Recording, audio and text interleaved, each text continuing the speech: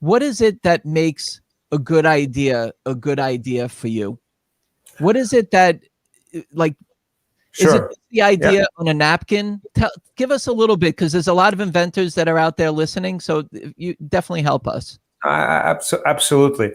I mean, I talked about the kind of the banner thing, which is, how big of a problem is it solving relative to the problem of changing people's behavior. But there's more than that. I think another really, if I had to sort of think of three things, that would be the first one. The second one would be, is this an idea where there's going to be an efficient way to find customers? And it's not a very easy idea to kind of convey, but when you start thinking about examples, it makes more sense. Because efficient doesn't necessarily mean cheap or free, right? Like, finding customers doesn't have to be free, especially if you're, I mean, there's many different ways to take something to market, but very few of them cost nothing. I mean, you are going to probably have to, either you or someone else is going to have to spend money, right, to find customers. That's normal. But the question is, are you going to be spending less per, as we say, acquiring a customer? It's kind of a funny way of putting it. Is that going to cost you less than what you're likely to make on that customer? And when I say you, it could be you if you decide to take the path of starting your own business, or it could be you in the sense of whoever it is to whom you'd like to license your idea, if that's the path that makes more sense for you. There's inventors out there that when we come up with an idea, we really don't know what we're getting ourselves into, and trying to figure out the consumer and manufacturing or licensing. From the beginning, when we come up with an idea, Alex, tell us what you think is the right path to figuring out if it's something that you should move forward with or not.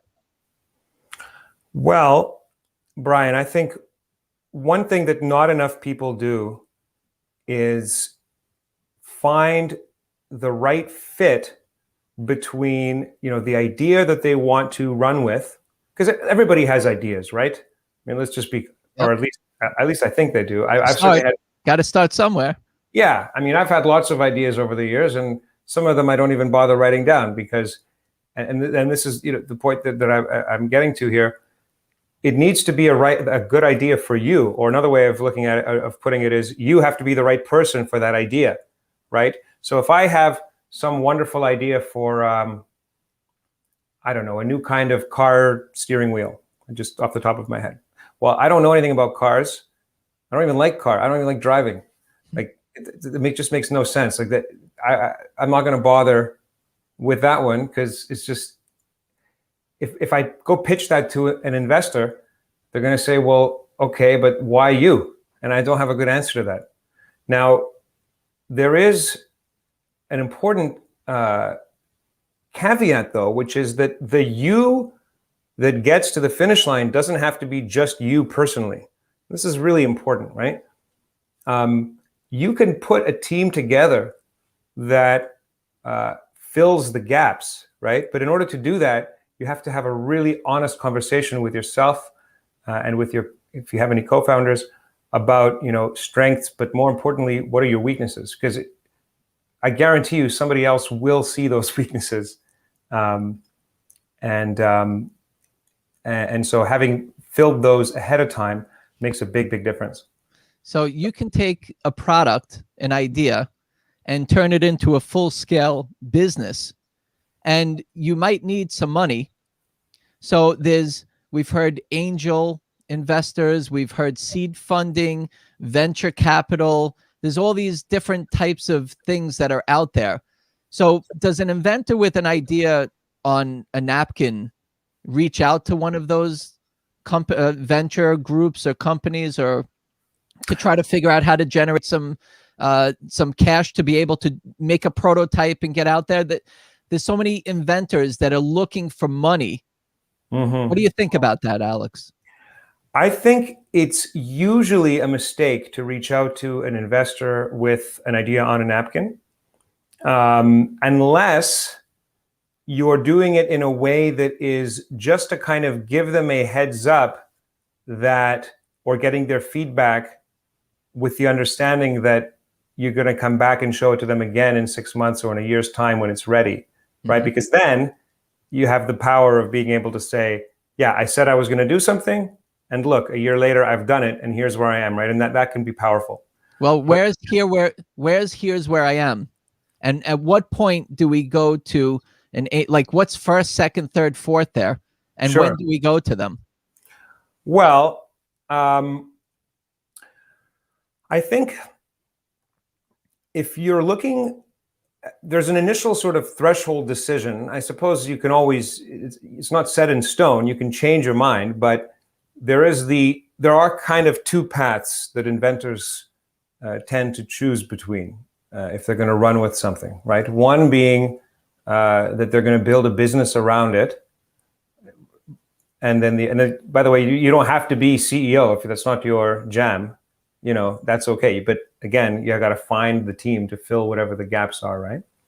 And then the other path is the licensing path, where you find an existing company that has the resources, etc., and you pitch it to them. But so depending on which of those paths you feel is a better fit for you, there are different steps to take. When the participants on Shark Tank go up there and they have an idea, an invention, and they're putting an X amount that they want for X amount of percentage, how do you figure that out? Mm-hmm. Yeah, so the question of valuation is controversial on Shark Tank, to say the least.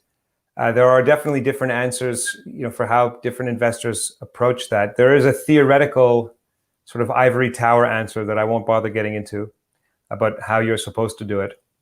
I think more realistically, it's about you're kind of combining two guesstimates into one, and then to the extent that you have some data, you try and turn those guesstimates into educated guesses.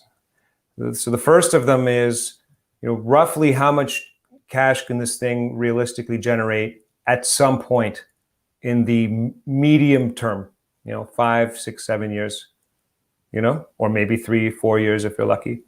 And then the other number is, how likely is that? Now I'm really kind of oversimplifying it here, but sort of that's a really basic way to look at it. That's not that far off from the way it's done.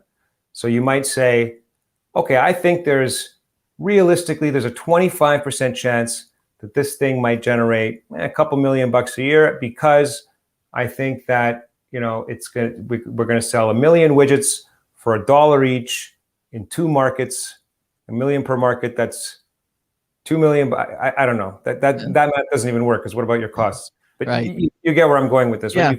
There's assumptions, right? So there's assumptions, and then there's right. inventors that'll come to the table and say, look, I got a purchase order, a PO.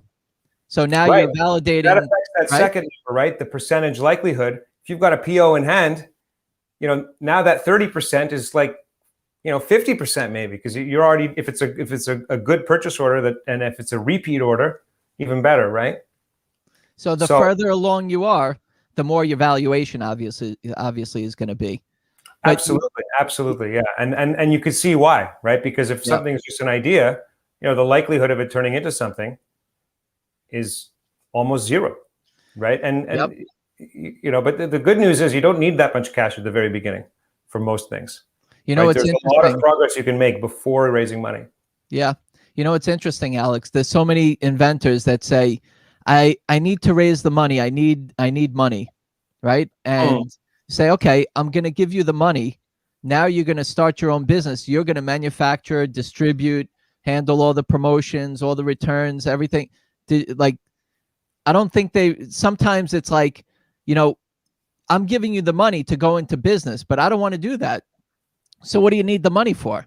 So it's really important that inventors and entrepreneurs understand that you're going into business. When you're taking money to start your product or your idea or your business, that you're in business.